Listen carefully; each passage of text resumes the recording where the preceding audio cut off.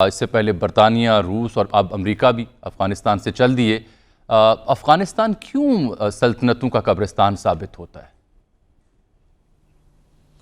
جی ہاں، یہ قبرستان کی کہانی پہ مجھے یاد آیا کہ چین میں ٹانگ ڈائنسٹی تھی، جو ٹانگ ڈائنسٹی تھی ان کی بھی خواہش تھی، اس وقت یہ علاقہ تخارستان کہلایا جاتا تھا، اور ان کی بھی کوشش تھی کہ یہ علاقہ ان کے قبضے میں آ جاؤ، 100 سال رہا بھی۔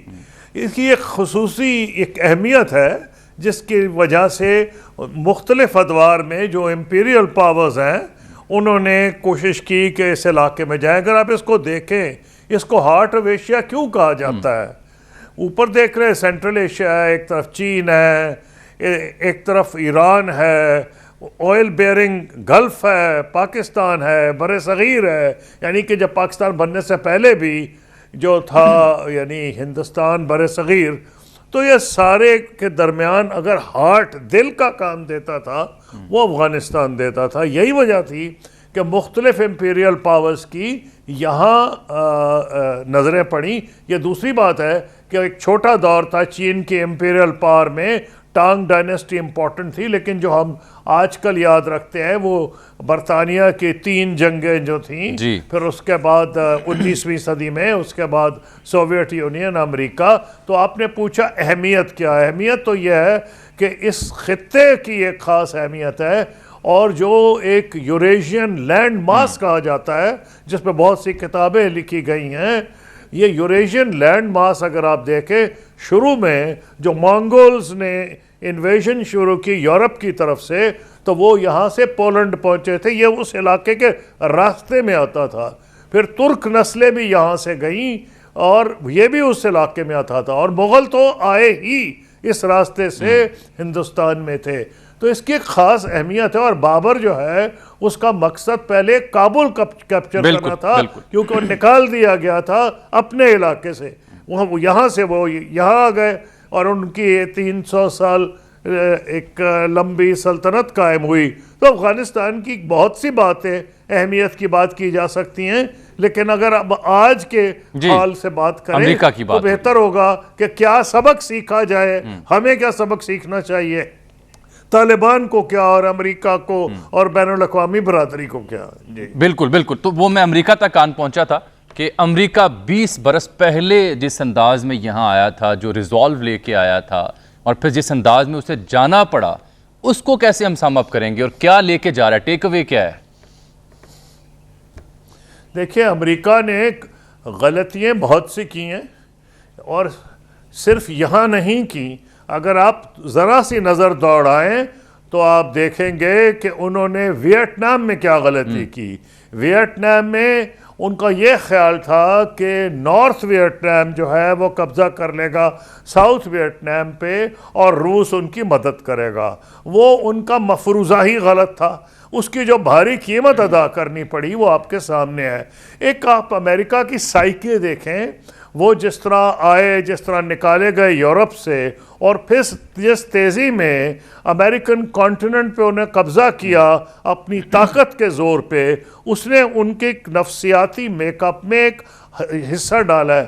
اگر آپ سیکنڈ ورلڈ وار دیکھیں تو آپ بہت سی کتابوں میں یہ دیکھیں گے کہ اس وقت یہ ہو رہا تھا کہ یہ جاپانی اور امریکن افواج سرنڈر کی باتیں کر رہی تھیں، لیکن پریزیڈنٹ ٹرومن نے فیصلہ کیا کہ وہ نیوکلیئر بامز کا استعمال کریں گے، کیونکہ وہ سمجھتے تھے کہ شاید دوبارہ جلدی موقع نہ ملے اس نئے ہتھیار کو آزمانے کا۔ تو ایک امریکہ کی سائیکی ہے، گریٹ پاور جو جس تیزی میں بنا، خاص طور پہ جب برطانیہ کا زوال ہوا، اینگلو سیکسن کزنز تھے ان کے، بہت آسانی سے انہوں نے ان کی جگہ لے لی۔ تو انہوں نے غلطی یہ کی جو ویتنام میں کی، یا کہ اپنی پاور کو اوور ایسٹیمیٹ کرنا، اور پھر یہ سمجھنا کہ جو ان کی ویلیوز ہیں وہی ساری دنیا کے لیے صحیح ہے۔ چائنا کے جو وزیر خارجہ ہیں انہوں نے بہت ایک میننگ فل کامنٹ کیا ہے، اگر آپ نے اس کو فالو کیا ہو۔ جب سیکریٹری آف اسٹیٹ بلنکن نے ان کو فون کیا پچھلے 2 ہفتے قبل، اور انہوں نے چین کی مدد مانگی افغانستان کے سلسلے میں، تو ریڈ آؤٹس تو مختلف دونوں نے ملکوں نے دیے ہوتا ہے، لیکن جو ایک اس میں کامن چیز تھی، روس چین نے ان کو کہا کہ یہ ممکن نہیں کہ آپ جو اپنی ویلیوز کہہ رہے ہیں وہ ایک ایسے ملک میں جا کے اسٹیبلش کر دیں جس کی ٹرائبل سوسائٹی ہے، جس کا ماحول مختلف ہے۔ تو میں سمجھتا ہوں امریکہ کا یہ خیال، اور ایک کتاب جو لکھی گئی اس سے آپ کو اس کی ذہنیت ساخت ملے گی۔ کیا کتاب کیا تھی؟ The end of history. And of history کتاب لکھی گئی جب سوویت یونین کا کولیپس ہوا، تو اس کا امریکن سوچ کا اندازہ ہوتا تھا کہ سوویت یونین کی کولیپس کے بعد ہسٹری ختم ہو گئی ہے، لبرل ڈیموکریسی قائم ہو گئی ہے۔ تو وہ ایک اور بات ہے کہ لبرل ڈیموکریسی کو آگے لے جانے کے لیے بدقسمتی سے امریکہ میں بہت سے نیو کونز بھی آئے، جن سے کچھ کو مجھ سے بھی پالا پڑا بحیثیت وزیر خارجہ۔ تو آپ کو امریکن سائیکے، امریکن ہسٹری میں دیکھنا پڑے گا، اور افغانستان میں انہوں نے جو کیا وہ آپ کے سامنے ہے۔ جنیوا اکارڈز کے بعد جب روس وہاں سے نکلا، انہوں نے وہاں سے فارغ کر کے نکل گئے اور افغانستان کو اس کے حال پہ چھوڑا۔ پھر انہوں نے پاکستان کو ایشورنس دی کہ ہم تم کو اکیلا کبھی نہیں چھوڑیں گے۔ پھر انہوں نے پاکستان کی ایک بات نہیں مانی۔ پاکستان نے ان کو کہا کہ اگر آپ کابل پہنچ ہی گئے ہیں، گورنمنٹ گر گئی ہے ملا عمر کی، تو آپ ناردرن الائنس کے اگر فوجیوں کو اندر آنے دیں گے تو یہاں سول وار شروع ہو گئی، کیونکہ تاریخی طور پر جس پہ احمد شاہ ابدالی نے حکومت قائم کی تھی، یہ پختون ڈومینیٹڈ ریاست رہی ہے۔ تو آپ، لیکن انہوں نے ایک نہ سنی، کیونکہ رمسفیلڈ صاحب جن سے میرا بھی پالا پڑا ہے، وہ ایک کہتے تھے وار آن دا چیپ، وہ ایک سستی جنگ لڑنا چاہتے تھے، امریکن جانیں نہیں ضائع کرنا چاہتے تھے۔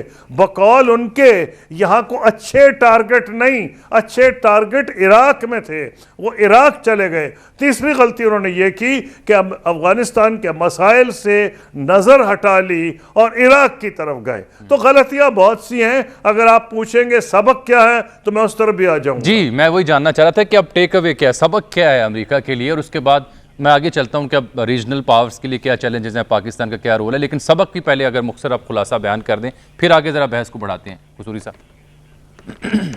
دیکھیے، سبق تو ہر ایک کے لیے ہے، سبق امریکہ کے لیے ہے، سبق پاکستان کے لیے ہے، سبق طالبان کے لیے ہے۔ پاکستان کے لیے یہ سبق ہے کہ ہم باتیں کم کریں، اور ہم نے جو کرنا ہے طالبان سے بھی وہ اونچی آواز میں نہ کریں، علیحدہ کریں، ان کو جو ایڈوائس دینی ہے وہ بھی پرائیویٹلی دیں، لیکن ساتھ ان کو یہ ضرور سمجھائیں کہ دور